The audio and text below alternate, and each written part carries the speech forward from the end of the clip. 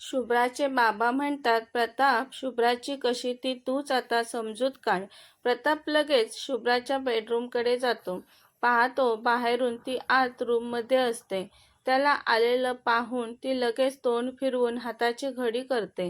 गाल फुगवून दुसरीकडे पाहत उभी राहते. तो दारावरची कडी बंद करून अगदी तिच्याजवळ तिच्या मागे तिला खेटून उभा राहतो. तशी शुभ्रा करंट लागल्यासारखी वळून त्याच्याकडे पाहते. त्याला रागाने झटका देऊन काही पावलं चिडून ती पुढे जाते. शुभ्रा, आय एम सॉरी बोलतो तो आणि कान पकडून तिच्याजवळ येतो. मी तुला घेऊन जायला आलोय शुभ्रा, प्लीज येशील ना माझ्यासोबत, तो बोलतो. तुझं रामायण बंद कर. तुझ्या ह्या नाटकांना माझे आई वडील फसले असतील, मी नाही. तो रागाने तिचे खांदे पकडतो आणि तिला भिंतीत दाबतो. म्हणतो, माझं तोंडही पाहायचं नाही तुला. बोलताना त्याचा चेहरा अगदी तिच्या चेहऱ्यालगत होता.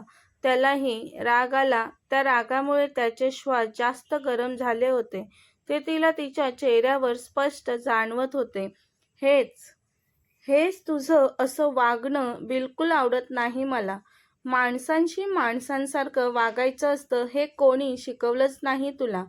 तुझ्यासारख्या माणसासोबत मी एकही क्षण नाही थांबू शकत, म्हणून तुझं तोंड पाहण्याची इच्छा नाही होत माझी. निघून जा तू माझ्या घरातून. तू माझा जीव वाचवला आहेस तर जीवाच्या बदल्यात तू माझा जीव घेऊ शकतोस, पण मी तुझ्यासोबत नाही येणार. ती त्याच्या नजरेत रोखून पाहत म्हणाली, घे माझा जीव एकदाचा, म्हणजे तू पुन्हा असा येऊन मला त्रास नाही देणार. शुभ्रा मोठ्याने म्हणत तो तिच्यावर रागाने हात उचलतो. रागाने लालबुंद झालेला त्याचा चेहरा पाहून आणि त्याने तिच्यावर उचललेला हात पाहून ती घाबरून चेहरा दुसरीकडे फिरवते.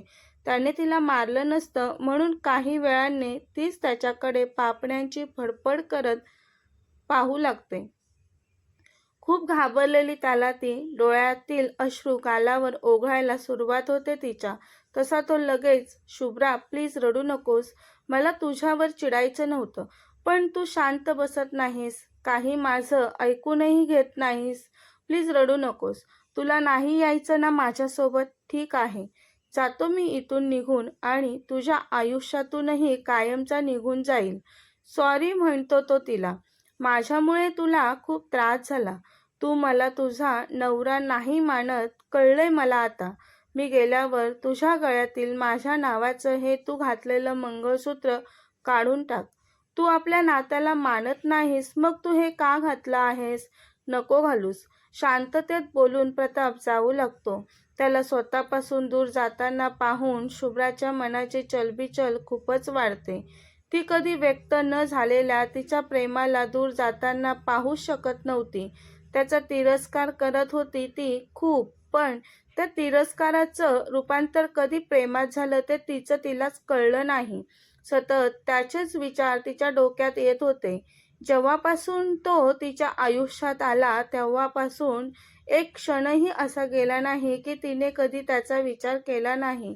तो दरवाजाची कडी उघडत होता तेव्हाच ती मागून धावत येऊन त्याला बिलगली, तेही अतिशय प्रेमाने. ती तिचे दोन्ही हात त्याच्या छातीवरून हळूवार फिरवत होती.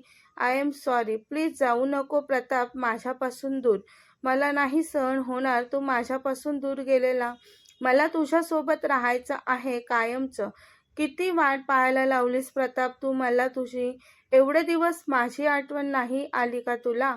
एवढ्या दिवसात मला एकदाही भेटावंसं नाही वाटलं तुला? मी खूप रागवले तुझ्यावर, म्हणून मी तुला उलटसुलट बोलली.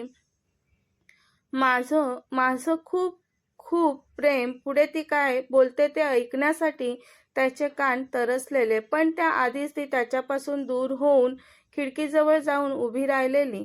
प्रतापला ती दूर गेल्याचे जाणवताच तो लगेच तिच्याजवळ येतो. ती अतिशय लाजत होती आणि बाहेरच्या दिशेला पाहत होती.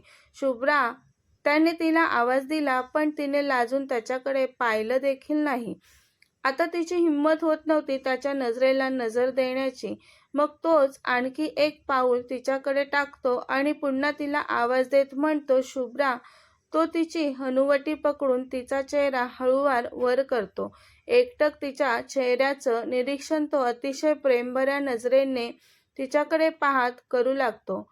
प्रताप, ती थरथरत्या ओठांनी म्हणाली, कारण त्याची ती करारी नजर तिला खूप अस्वस्थ करत होती. लाज, भीती, तो जवळ असल्याचा आनंद या संमिश्र भावना तिला सतावत होत्या. तिचं पूर्ण शरीर थरथरू लागलेलं. प्रताप पापणी न लावता तिच्याकडेच पाहत असतो. तिच्या गुलाबी टपोऱ्या एकमेकांपासून विलग झालेल्या ओठांकडे पाहिलं त्याने आणि उसासा टाकला. त्याची तिच्यावरची मादक नजर पाहून शुभ्रा जास्तच थरथरू लागली. तिची थरथर पाहून त्याने तिला स्वतःजवळ ओढलं. तसं ती म्हणाली, प्रताप काय? शुभ्राचे शब्द आता प्रतापच्या उष्ण ओठांमध्ये विरले. प्रतापने तिच्या नाजूक ओठांना त्याच्या ओठांमध्ये बंदिस्त केलं. आता त्याचे हात तिच्या मोकळ्या केसातून हळूवार फिरत होते. प्रताप प्रेमाने कुरवाळत होता तिला. त्याच्या स्पर्शात स्वतःला विसरलेली ती तिचेही हात त्याच्या मानेवर स्थिरावले. दोघांचा तो पहिलाच हळवा क्षण होता. ते दोन जीव एकमेकांना प्रेमाची भाषा शिकवत होते. हळूहळू शुभ्रा त्याला रिस्पॉन्स देऊ लागलेली. प्रेमाचा माहोल जसा गडद होऊ लागला तसा प्रतापचा एक हात तिच्या पाठीवरून वेगाने फिरू लागला आणि एक हात तिच्या केसातून. दोघे एकमेकांच्या किसमध्ये पार विरघळून गेलेले. तेव्हाच प्रतापचा फोन वाजला आणि शुभ्रा त्याच्यापासून दूर झाली. प्रताप खिशातून मोबाईल काढून बोलू लागला. त्याच वेळी शुभ्रा दारावरची कडी उघडून बाहेर गेली. ए ए ए शुभ्रा, थांब, बाहेर जाऊ नको. शुभ्राने त्याच्याकडे न पाहता ती घाईतच बाहेर निघून गेली. बाहेर जाताच ती तिच्या आईजवळ गेली. शुभ्राच्या चेहऱ्यावरची प्रतापच्या प्रेमाची गुलाबी लाली पाहून आई म्हणाली, काय ग शुभ्रा, काय म्हणत होते आमचे जावई? आई, तुझं आपलं काहीतरीच, शुभ्रा लाजून हसत म्हणाली. आज खूप दिवसानंतर वसू शुभ्राला खुश पाहत होती. नाहीतर जेव्हापासून परत प्रतापच्या घरून आली तेव्हापासून तिच्या चेहऱ्यावरचा आनंदच मावळलेला. प्रताप फोनवर बोलत बाहेर हॉलमध्ये येऊन बसतो. हो, लगेच निघतो मी. बाजी, तू त्यांना थांबायला सांग. बोलून प्रताप कॉल कट करतो. बाबा, आम्हाला जावं लागेल, प्रताप म्हणाला शुभ्राच्या बाबांना. तिचे बाबा म्हणाले, असं न जेवता जाणार तुम्ही? नाही जाऊ देणार आम्ही तुम्हाला लगेच. तुम्ही जावई आहात आमचे. 2 घास खाल्ल्यानंतरच जा. बाबा, अहो, खूप उशीर होईल, प्रताप म्हणाला. शुभ्रा अजून जेवली नाही. तिला उपाशी तुम्ही घेऊन जाणार आहात का इथून? तिचे बाबा म्हणाले. तसं प्रताप, ठीक आहे बाबा, पण थोडं लवकर करा. हो, लगेच घेतो जेवण वाढायला. बोलत वसू आणि शुभ्राच्या बाबांनी मिळून शुभ्रा आणि प्रतापला एकमेकांच्या बाजूला जमिनीवर पाटावर बसवलं आणि जेवण वाढायला घेतलं. जेवण वाढून झाल्यानंतर आई बाबा दोघेही किचनमध्ये गेले. वाव, आईने गुलाबजाम बनवलेत. कधी बनवले आई तू गुलाबजाम? शुभ्राने मोठ्याने विचारला आईला. अगं, काल रात्रीच बनवले, तुला आवडतात ना म्हणून, तिची आई किचनमधून म्हणाली. प्रताप शुभ्राकडे पाहत म्हणाला, बायको, गुलाबजाम पाहून तू केवढी खुश झालेस? शुभ्रा पटकन बोलते, हो, माझ्या आईच्या हातचे गुलाबजाम खाऊन तर बघ, मग कळेल तुला मी का एवढी खुश आहे ते. करत बघतो खाऊन. बोलून प्रतापने ताटातील गुलाबजाम उचलून ते पूर्ण तोंडात न टाकता थोडंसं खाऊन कसं तरी तोंड करत म्हणाला, या बायको, किती कडू आहे हे. काय बोलतोस? शक्यच नाही हे. गुलाबजाम कधी कडू असतात का? ती म्हणाली. मी खोटं बोलतोय का मग बायको? माझं खोटं वाटत असेल तर खाऊन बघ. तशी शुभ्रा तिच्या ताटातील गुलाबजाम उचलून खाणार तर प्रताप म्हणाला, थांब बायको, माझ्या हातातील गुलाबजाम खाऊन बघ म्हणत त्याने पटकन तिला त्याचं अर्धवट गुलाबजाम खाऊ घातलं. मस्तच, खूप गोड आहे. कुठे कडू लागतोय? शुभ्राने गुलाबजाम खाऊन म्हटलं. प्रतापने राहिलेलं उष्ट गुलाबजाम तोंडात टाकत म्हटलं, आता गुलाबजाम गोड लागत आहे. शुभ्राने अतिशय रागाने प्रतापकडे पाहिलं. प्रताप मिश्किल हसत तिला चिडवतो. पटकन डोळा मारतो. माझ्यासोबत फ्लड करत आहेस तू? तो बोलतो, बायको, चव आहे तुझ्या ओठांना, तीही खूप गोड. म्हणजे बघ ना, किती कडू होता गुलाबजाम. तुझ्या ओठांचा स्पर्श होताच गोड झाला. फक्त गोड चव नाही, माझ्या ओठांना तिखट चवसुद्धा आहे, तेही लवंगी मिरचीसारखी. दाखवू का? ती तोंड वाकडं करत रागाने म्हणाली. तिखट चवही आवडेल मला चाखायला बायको. बघू, टेस्ट करून पाहतो किती तिखट चव आहे तुझ्या ओठांना ते. बोलत प्रताप शुभ्राच्या चेहऱ्याजवळ त्याचा चेहरा आणतो. तिला काही कळणार त्या अगोदरच तो तिच्या गालावर त्याचे ओठ टेकवतो. तशी शुभ्रा लगेच मागे होते आणि बारीक डोळे करत प्रतापकडे पाहते. प्रताप हसत बोलतो, आय लाईक युअर लिप्स बायको, पण आता नको. घरी गेल्यावर पाहतो तुझ्याकडे. तिचे बाबा येतात आता. अरे मुलांनो, तुमच्या ताटातील जेवण अजून तसंच आहे. प्रताप, तुम्ही काहीच खाल्लं नाही अजून. बाबा, तुमची लेक मला खाऊ देईल तेव्हा खाईल ना. मला पहिला घास भरव, मग तू खा, असं हट्ट करत अडून बसलेली माझ्याकडे. ए, काही काय बोलतोस? बाबा, नाही हा, मी असं काही नाही म्हटलं याला. उलट यांनीच मला याच्या ताटातील गुलाबजाम भरवलं. म्हणजे पहिला घास प्रतापने भरवला तर तुला शुभ्रा? बाबा हसत बोलतात आणि बोलतात, माझं टेन्शन कमी झालं प्रताप आता. नाहीतर मी पहिला घास भरवल्याशिवाय शुभ्रा जेवत नाही. चालू द्या तुमचं, मी आतमध्ये आहे, बोलून बाबा जातात निघून. काय गरज होती तुला बाबांना खोटं सांगायची? ती ओरडते प्रतापवर. काय बायको, काय खोटं बोललो मी? तो म्हणाला तिला. मी कधी म्हटलं तुला मला घास भरव असं? नव्हतं म्हटलंस मला तू, पण मी घास कुठे भरवला तुला? बोलून प्रताप जेवू लागला. शुभ्रा डोक्याला हात लावत विचार करत जेवू लागते.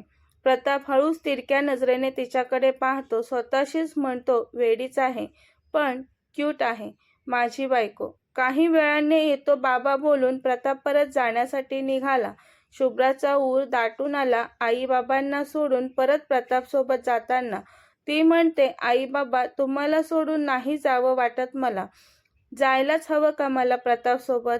तिच्या आईलाही रडू येत असतं लेकीला निरोप देताना, पण ती खंबीरपणे म्हणते, मुलीला एक ना एक दिवस लग्न करून सासरी जावंच लागतं बाळा. बाबा म्हणतात, शुभ्रा बाळा, प्रतापला उशीर होत आहे, लवकर चल. शुभ्रा, आमची काळजी नको करूस. बोलत बाबा शुभ्राला घराबाहेर घेऊन येतात. शुभ्राच्या डोळ्यातील अश्रू पाहून प्रतापचं मन हळहळतं. प्रताप कारचे दार उघडतो. शुभ्राला बस म्हणतो. बाबा म्हणतात प्रतापला. प्रताप तळहाताच्या फोडाप्रमाणे जपले मी शुभ्राला. तिचं मन खूप कोमळ मृदू आहे. फुलासारखी नाजूक आहे आमची शुभ्रा. तिला खूप राग आहे, हट्टीपणा खूप करते, पण प्लीज तिच्यावर रागवू नको. सांभाळून घे तिला. बाबा, तुम्ही काहीच काळजी करू नका. मी आहे तिच्यासोबत. तिची सावळी बनून तिला कधीच अंतर देणार नाही मी. तिला नेहमी खुश, आनंदी ठेवण्याचा प्रयत्न करीन. प्रताप शुभ्राच्या आईबाबांना नमस्कार करून कारमध्ये बसतो. प्रताप आता कार स्टार्ट करतो. आईबाबांचा निरोप घेऊन शुभ्रा प्रतापसोबत चाललेली. पण जसजशी कार पुढे जात होती तसतशी आईबाबांच्या आठवणीत खूप रडायला येत होतं तिला. ती खिडकीतून बाहेर पाहत मुसमुसत रडत असते. तिला रडताना पाहून प्रतापचं हृदय पिळवटून निघतं. तो कार रोडच्या बाजूला थांबवतो तशी शुभ्रा पटकन डोळे पुसून त्याच्याकडे पाहते. काय झालं या आविर्भावात? काय एवढी रडतेस शुभ्रा? माझ्यावर विश्वास नाही का तुझा अजूनही? तुला माझी भीती वाटते का? नाही ते आई बाबा, म्हणत ती पुन्हा खिडकीतून बाहेर पाहून रडू लागते. प्रताप तिच्या खांद्याला पकडून स्वतःकडे वळवतो. तिच्या डोळ्यातील अश्रू हळूवार पुसत बोलतो, प्लीज थांबव रडणं. तुझे अश्रू मला असह्य वेदना देत आहेत. प्लीज शांत हो. तू कसलंच टेन्शन घेऊ नकोस. इथून पुढे मी कायम तुझ्यासोबत असेल. तो तिला आश्वस्त करत होता. तशी शुभ्रा पटकन त्याला लहान मुलीसारखी बिलगते. प्रताप आहे. प्रताप, आई बाबा माझ्याशिवाय कसे राहतील? बोलते. खूप प्रेम आहे त्यांचं माझ्यावर. तो म्हणतो, तू कॉल कर त्यांना. तुला हवंय तेव्हा तू तुझ्या आई बाबांना भेटायला येऊ शकतेस. त्यांना ते एकटे आहेत असं कधी जाणवू देऊ नकोस तू. त्यांची काळजी घे नेहमी. तू माझ्यासोबत येत आहेस शुभ्रा, पण याचा अर्थ असा होत नाही की तू तुझ्या आई वडिलांपासून दूर जात आहेस. तो तिच्या डोक्यावरून हळूवार हात फिरवत तिला मिठीत घेऊन असतो काही वेळ, मग ती त्याच्यापासून बाजूला होते. प्रताप तिच्या समोर पाण्याची बॉटल पकडतो. घे पाणी पी शुभ्रा. ती त्याच्या हातातील पाण्याची बॉटल घेऊन पाणी पिते. प्रताप बोलतो, आता एकही अश्रू काढणार नाहीस तू. एकदम शांत बस. कसलाच विचार न करता. तुला वाटलं तर भांडू शकतेस तू माझ्याशी. तशी शुभ्रा, तुला मी काय भांडखोर दिसते का प्रताप? नाहीस का तू भांडखोर? तो हसत तिच्याकडे पाहत बोलतो. ती मान हलवून अजिबात नाही बोलते. खरंच ना? बघ हे तूच लक्षात ठेव इथून पुढे कायम, तो तिला म्हणतो. तशी शुभ्रा आणि तो एकमेकांकडे पाहून खळखळून हसतात. प्रतापने कार स्टार्ट केली. अधूनमधून बोलतच तिच्याकडे पाहत होता तो. तिच्यासोबत हसत गप्पा मारत होता. ते पूर्ण प्रवासात गप्पा मारत आल्यामुळे खूप लवकर घरी पोहोचल्याची फिलिंग आली त्यांना. मालतीला प्रतापने मेसेज केलेला तो शुभ्राला घेऊन पुन्हा घरी येत आहे ते. मालती, मोहन, आबा, सनी, सना सगळेच खूप खुश होतात प्रताप शुभ्राला पुन्हा घरी घेऊन येत होता म्हणून. तो कारमधून बाहेर येत दुसऱ्या बाजूचा दरवाजा उघडून शुभ्रासमोर त्याचा हात पुढे करतो. बायको, चल. शुभ्राला खूप भीती वाटत असते ती दामिनीची. प्रताप, दामिनी मॅडम. शुभ्रा घाबरत म्हणते. तू नको काळजी करू शुभ्रा, मॉमला समजवतो मी. ती तुला लवकरच करेल ॲक्सेप्ट तिची सून म्हणून. तू चल लवकर.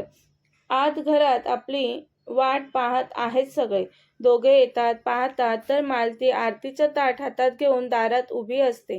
तिच्या मागे दामिनी, अवनी, गजू सोडलं तर घरातील सगळेच होते. शुभ्रा, प्रताप येतात मालती गोड हसते आणि औक्षण करण्यासाठी ती त्या दोघांच्या अगदी समोर उभी राहते. तेवढ्यात मागून आवाज आला, मालती थांब. ताटाला जोरात खालून हात लावला आणि ताट हवेत उडवलं. ताटातील हळद कुंकू, तांदूळ, निरंजन सगळं जमिनीवर पडलं. शुभ्राने घाबरून प्रतापचा हात पकडून घट्ट आवळला. प्रतापने शुभ्राकडे पाहून तिला नजरेने धीर दिला. समोर अतिशय रागात उभ्या असणाऱ्या त्याच्या मॉमकडे पाहिलं त्याने. अहो ताई, काय केलं तुम्ही हे? आपली सून लक्ष्मीच्या पावलांनी घरात येत होती. तिचं औक्षण करून गृहप्रवेश करत होती मी आणि तुम्ही आरतीचं ताट उडवलं. मालती घाबरून मान खाली घालून हळूच म्हणाली, मला न सांगता मालती? तुला माहिती आहे मालती, ही मुलगी या घरची सून मी मानत नाही. असं असताना तू तिचं औक्षण कसं करू शकतेस? तिच्या स्वागताची जंगी तयारी केली तुम्ही सर्वांनी. दामिनी चिडून शुभ्राकडे रागाने पाहत होती. मॉम, काय चाललंय हे तुझं? प्रताप म्हणाला. तुझं काय चाललंय ते आधी सांग. दामिनी प्रतापवर रागवत म्हणाली. माझं काय चाललंय मॉम? माझ्या बायकोला तू माहेरी पाठवलेलं, मी तिला परत घेऊन आलो. चल शुभ्रा आत, म्हणत प्रताप शुभ्राच्या हातावरची पकड घट्ट करत तिला त्याच्यासोबत घरात घेऊन येतो. जमिनीवर पडलेल्या हळद कुंकवावर शुभ्राचे पाय पडतात आणि ती जसजशी पावलं टाकते तसतशी तिची पावलं घरभर उमटतात. ते पाहून दामिनीचा आणखीनच संताप होतो. प्रताप शुभ्राला सरळ त्याच्या रूममध्ये घेऊन चाललेला. त्या दोघांकडे मागून दामिनी अतिशय रागाने पाहत होती. दामिनी सोडली तर घरातील बाकी सगळेच खूप खुश होते शुभ्राच्या परत येण्याने. अवनी शुभ्राला पाहून हाताच्या मुठी जोरात आवळते. तिच्या डोळ्यातून अश्रू टपकू लागतात. गजू दामिनीच्या मागे तिच्या रूममध्ये तरातरा जातो लगेच. कथेचा पुढील भाग पाहण्यासाठी चॅनलला सबस्क्राईब करा. कथा आवडल्यास लाईक, शेअर आणि कमेंट करायला विसरू नका. कथेचे यापूर्वीचे सर्व एपिसोड प्लेलिस्टमध्ये सेव्ह आहेत. पाहिले नसतील तर कृपया पहा.